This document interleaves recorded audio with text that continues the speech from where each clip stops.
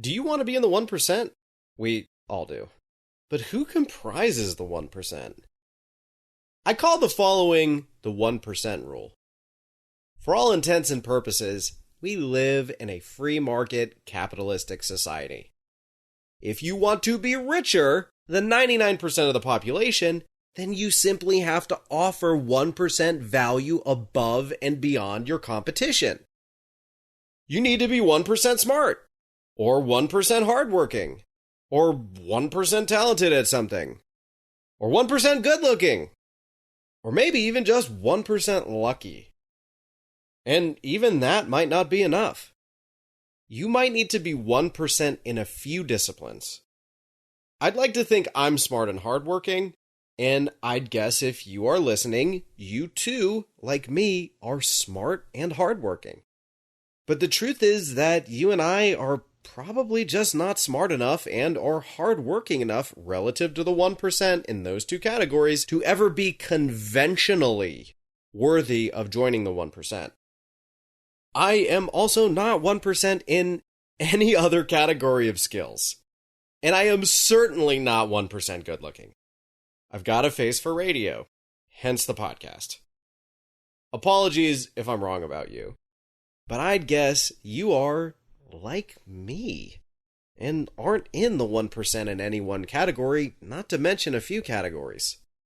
But I have great news. You and I, we don't need to be. We have our path to the 1%.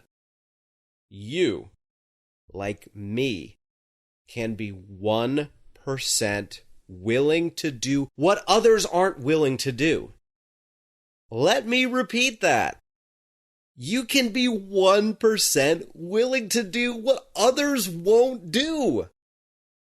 Ian and I quit our cushy, lucrative corporate America jobs to live in a mobile home and be the physical property managers on our property. We spent 14 months eating way too much frozen pizza away from our friends and families, knee deep in the operations of our business while getting paid less than half of what corporate America paid with no guarantee our plan would work. Oh, and we had, and continue to have, full recourse debt over our heads. Do you want to know our secret? We were just willing to do what most others weren't. How does this apply to you? Be on the lookout for what others are not willing to do. Right now, everyone wants to be the deal guy. They want to search for, negotiate, underwrite, syndicate, and close deals, and then outsource the operations. They want to buy a mobile home park, declare victory, and then move on to the next one. Like the old saying goes, too many chiefs and no Indians. So if everyone applies for the CEO job and no one applies to the front lines or middle management positions, you have an obvious in. Maybe it doesn't make sense for you to quit your job, live in a mobile home park, and field all the complaints, do all the rent collection, severely undercut your own pay, gut your personal expenses, and uproot your life to chase your dream like I did. And that's okay. If that's you, that just means you exist in the majority. People with those constraints still do make the 1%. But the majority of people don't become the 1% without doing something 1%.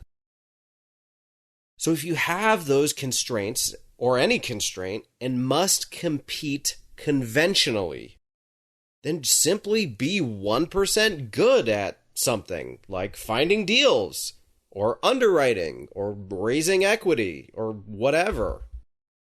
But if you, like me, hate the clogged traffic of the conventional highway, join Ian and I on the frontage road.